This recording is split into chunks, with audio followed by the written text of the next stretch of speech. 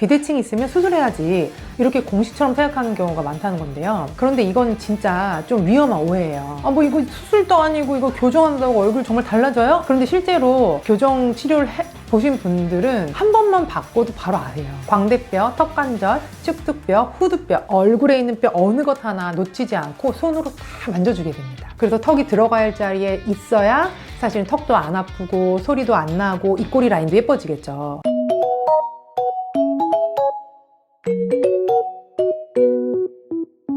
얼굴에 비대칭이 있다 그러면 사람들이 이제 수술을 해야 되는 거 아니냐 이런 얘기 하잖아요. 맞아요. 턱 크기 다르면 양악하면 되죠. 턱 다르니까 턱 깎아야 되는 거 아니에요? 한 번에 끝내려면 수술해야 되죠. 이렇게 알고 계신 경우가 좀 많은 것 같더라고요.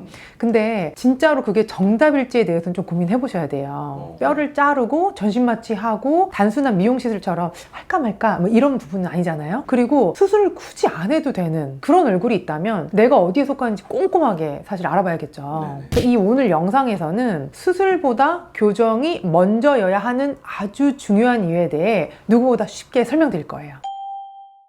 먼저 이게 딱 정리부터 하자면 안면 비대칭에 수술이 필요한 얼굴이 있어요. 그리고 굳이 수술 안 해도 되는 얼굴이 또 있습니다. 지금 거울을 보면서 혹은 이 영상을 보시면서 안면 비대칭이 있는데 어떻게 하면 되지? 이렇게 생각하시는 분들의 제가 생각해 한 90% 정도는 사실 수술 필요가 없습니다.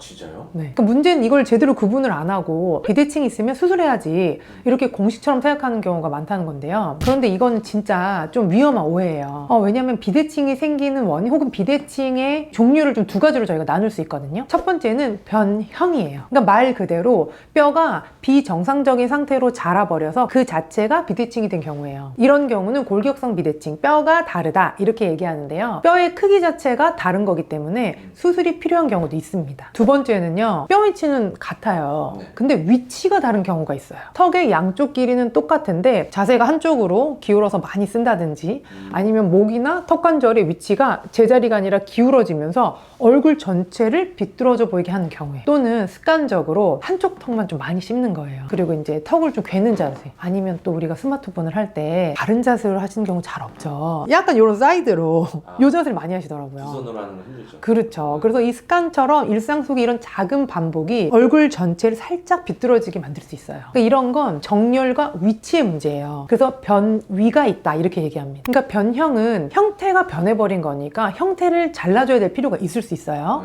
변위는 위치가 어긋난 거니까 위치를 개선하면 되겠죠. 그러니까 교정이나 습관으로도 충분히 가능합니다. 그리고 실제로 병원에 오시는 분들 중에서는 변형이 아니라 변위가 원인인 경우가 훨씬 많고요. 그리고 변위가 오래되면 변형을 유발합니다. 그래서 단순히 비대칭이라는 이유만으로 바로 수술을 권유받고 결정하고 하고 후회해서 오시는 분들도 정말 많습니다. 그럼 지금부터 변형과 변이를 어떻게 구분하느냐 또 한번 알려드릴게요. 자가 진단하는 방법인데요. 거울을 보고 셀프로 확인하는 거예요. 바른 자세로 앉은 상태에서 팔을 내 수평 위치에 들고 그 상태에서 정면을 바라보고 찍어주시는 거예요. 그리고 이제 사진 찍고 깜짝 놀라는 거죠. 내 얼굴 이랬나 싶어가지고.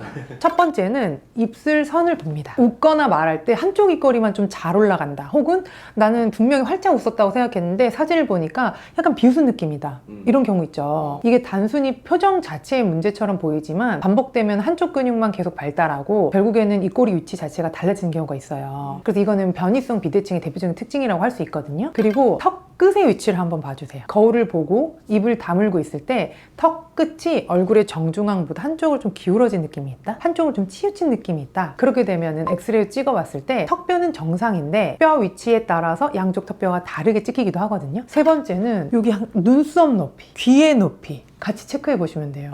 그래서 눈썹이 한쪽이 유독 올라가 있거나 안경을 쓰면 한쪽으로 조금 기울어진다, 이런 경우는 얼굴이 전체적으로 조금 기울어진 구조일 수 있겠죠. 근데 이런 경우에는 턱관절의 정렬뿐만이 아니라 경추 밸런스도 굉장히 중요합니다. 그리고 네 번째는 사진에서 반복적으로 나오는 얼굴 각도가 있을 수 있어요. 증명사진 찍으러 갔는데 난 분명히 내가 최대한 바른 자세를 했는데 사진기사분이 고개를 오른쪽으로 하세요, 고개를 돌리세요, 자꾸 이렇게 말한다고 하시는 분들이 있어요. 이런 경우에는 어떤 생활 습관이 양쪽 근육을 동일하게 쓰지 않는 거겠죠. 그래서 이렇게 네 가지를 간단히 체크해 봤을 때 뼈의 문제보다는 위치나 근육의 문제가 의심이 된다면 당연히 교정을 먼저 해야겠죠. 뭐 이거 수술도 아니고 아니고 이거 교정한다고 얼굴 정말 달라져요? 그런데 실제로 교정 치료를 보신 분들은 한 번만 바꿔도 바로 아세요. 턱관절이 틀어져 있으면 제가 목이 많이 아프다고 얘기하거든요. 예를 들어서 한쪽으로 기울어져 있다, 그럼 이쪽 목이 좀 눌리겠죠. 그래서 턱의 위치가 사실 목의 위치를 결정하고 목의 모양이 턱의 모양을 결정할 수 있다, 제가 이렇게 설명을 드려요. 그래서 턱관절을 저희가 바르게 교정해서 얼굴이 예뻐지니까 목이 기울어지지가 않는 거죠.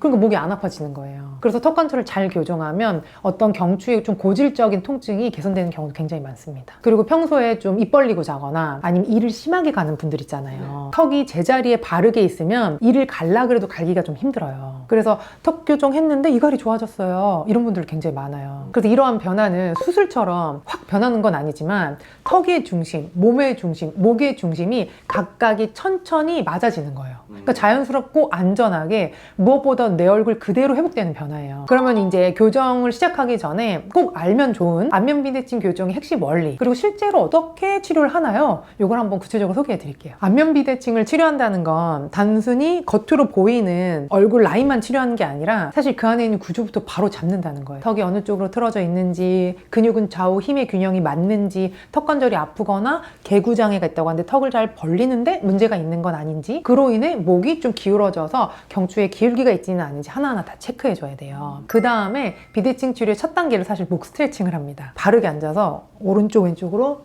목을 돌려보시는 거예요. 그러면 한쪽은 잘 돌아가는데 한쪽은 잘 안 되는데요? 이런 분들이 좀 많아요. 그래서 목을 바르게 펴줘야 그 위에 턱이 바를 수 있거든요. 그래서 목을 먼저 바르게 펴주는 시술을 먼저 하게 됩니다. 그리고 두 번째는 파동춘화를 하게 되는데요. 이건 사실 얼굴에 있는 모든 근육을 풀어주겠다라는 이런 의도가 들어간 치료입니다. 이 긴장되어 있는 근육은 좀 풀어주고 너무 늘어져 있고 길어져 있는, 얇아져 있는 근육은 조금 힘을 주는 거죠. 한쪽으로만 너무 뼈를 끌어당기는 힘이 생기지 않도록 얼굴 전체에 있는 근육을 풀어주게 됩니다. 그리고 이 근육을 살짝 풀어주고 나면 세 번째로 수기춘화가 들어가게 되는데요. 치료의 핵심이라고 생각하시면 돼요. 광대뼈, 턱관절, 측두뼈, 후두뼈, 얼굴에 있는 뼈 어느 것 하나 놓치지 않고 손으로 다 만져주게 됩니다. 그래서 턱이 들어가야 할 자리에 있어야 사실 턱도 안 아프고 소리도 안 나고 입꼬리 라인도 예뻐지겠죠. 그리고 광대도 내 위치에 잘 있어야지 사실은 가장 예쁜데 틀어지거나 벌어져 있는 경우가 많거든요. 그렇기 때문에 제자리로 오게 되면 옆광대는 없어지고 앞광대는 생기고, 그럼 좀 얼굴도 입체적으로 예뻐지고요. 집에서 좀 이런 것만 좀 줄여도 비대칭을 좀 훨씬 줄일 수 있다 할 만한 것들이 좀 있을까요? 아유, 많죠. 첫 번째는 턱 깨는 습관이에요. 턱을 깨게 되면은 우선 자세가 비대칭이 되고요. 뼈를 지속적으로 누르게 되죠. 그래서 또 턱관절이 좀 압박받을 수 있고요. 또 근육도 비대칭이 되기가 쉬워요. 그래서 턱이 삐뚤어지는데 좀 결정적 원인이 되기도 하거든요. 그래서 TV를 볼 때 나도 모르게 턱을 갠다, 그러면 이제 쿠션을 안고 있는 거죠, 일부러. 아니면 책상에서는 손을 일부러 아래로 내린다, 뭐 이런 식으로 턱을 개지 않게끔 장치를 하나 마련하시는 것도 좋을 것 같아요. 그리고 두 번째는 지금 영상 보시면서 혀가 어디 있는지 한번 체크해 보시겠어요? 가장 좋은 위치는 윗니 뒤쪽에 살짝 이렇게 붙어있는 자세거든요. 이 입천장에 붙어있는 것 말고는 다 안 좋은 자세라고 보시면 돼요. 혀가 입천장에 있으면 턱이 안정이 됩니다. 집중할 때 입이 이렇게 내려오시는 분들 있죠. 이런 습관도 줄어들게 되고, 또 무의식적으로 이렇게 턱을 내미는 분들도 있더라고요. 이것도 방지할 수 있어요. 그리고 세 번째는 스마트폰 볼 때 턱을 숙이는 자세입니다. 우리 목이 원래 C커브가 있어야 되잖아요.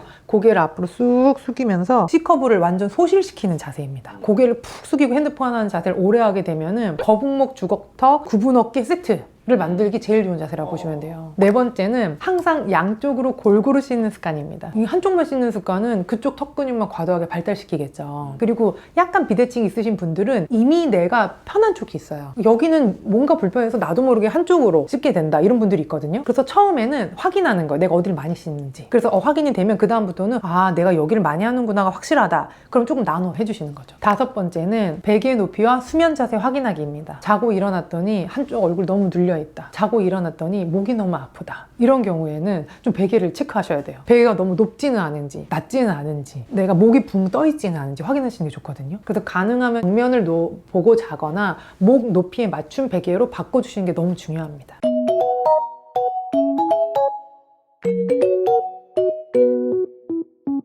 오늘은 안면 비대칭이 과연 수술이 정말 필요한지에 대해서 다시 한번 알아봤는데요. 오늘 영상이 도움이 되셨다면 좋아요와 구독, 알림 설정도 부탁드리고요. 내가 어떤 종류의 안면 비대칭이 있는지 댓글로 적어주시면 뭐 수술이 필요할지 교정이 필요할지 혹은 병원에 오셔서 진단 받아야 될지 한번 알려드릴게요. 이번 생도 예쁜 얼굴 대칭으로 건생하세요.